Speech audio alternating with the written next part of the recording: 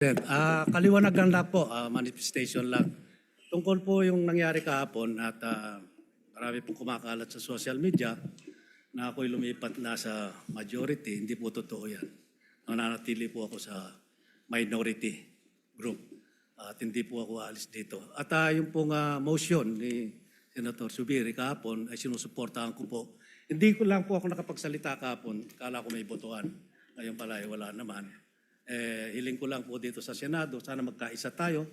Iwasan ang bangayan, ang dami-dami natin bisitang pari dito. Palakpakan po natin sila para ipagdasal na po kami na magkaisa na kami para maibalik ang dangal ng Senado. Maraming salamat po. Your manifestation is noted and wala ka man sa majority, Senator Lito Lapid, nandiyan ka parate sa puso namin.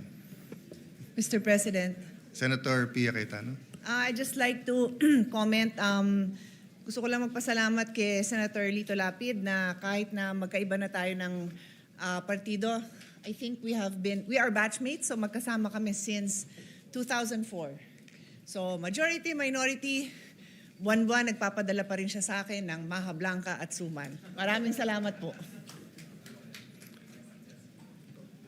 Gusto ko kasi malaman mo na mahal kita.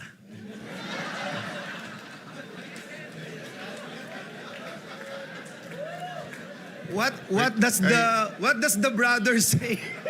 No, I am trying to figure out bakit Maha Blanca ang binibigay sa kanya samantalang sinabi ko na kay Kuya Lito Lapid na ako'y umiinom na ng maintenance medicine para sa kolesterol pero sisig pa rin ang dinadala niya para sa akin. So iniisip ko kung mahal din niya ako o si Senator Pia lang ang kanyang mahal. Mr. President, nilalapit ka daw niya sa Diyos. Mr. President,